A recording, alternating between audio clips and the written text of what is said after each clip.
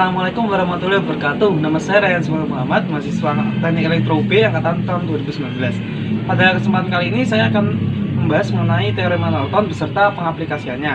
Nah, video ini saya buat sebagai salah satu tugas dari Open Recruitment Asisten Laboratorium Dasar Elektrik dan Pengukuran. Begitu, kita langsung mulai saja. Nah, pertama-tama apa itu teorema Norton? Teorema Norton adalah teorema yang ditemukan oleh dua peneliti yang bernama Hans Ferdinand Mayer dan juga Edward Laurie Norton pada tahun 1926. Teorema ini berisi bahwa setiap jaringan listrik linear ataupun rangkaian rumit dapat digantikan oleh rangkaian sederhana yang hanya terdiri oleh sebuah sumber arus atau inerton dan juga resistor yang telah diparalelkan.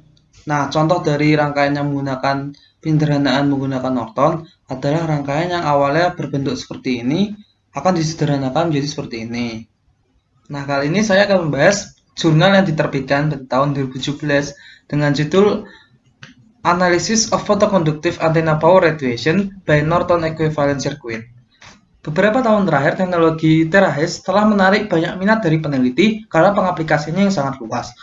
Teknologi ini dapat digunakan dalam bidang keamanan seperti untuk mendeteksi bom, senjata api, dan hal berbahaya lainnya. Dalam bidang medis sendiri, teknologi ini dapat digunakan sebagai pendiagnosisan penyakit jangka dini. Nah, masih banyak lagi pemanfaatan teknologi ini, seperti contohnya dalam High Data Rate Short Range Communication. Nah, hal-hal tersebut dapat dilakukan karena adanya Photoconductive Antenna atau PCA yang dapat menyediakan spektrum daya dalam terahes dengan biaya yang cukup relatif murah. Nah, mekanisme dasar untuk menghasilkan dan mendeteksi daya terahes pada antena fotokonduktif sendiri bergantung pada pemaparan optik bahan fotokonduktor. Nah, secara konkret, antena fotokonduktif sendiri terdiri dari dua elektroda yang dipisahkan oleh area fotosensitif yang terdiri dari fotokonduktor dengan frekuensi carrier yang sesuai. Untuk daya maksimum sendiri yang tersedia pada satu PCA dalam sebuah transmisi dibatasi oleh beberapa faktor seperti jumlah muatan yang dapat dieksitasi dalam konduksi fotokonduktor, terus kegagalan thermal, dan juga kecepatan rata-rata. Berikutnya kita masuki bagian kedua, yaitu Equivalent Norton Circuit Model of Photoconductive Source. Pertama-tama ada gambar dari model fotokonduktif seperti yang ditunjukkan pada gambar di bawah ini.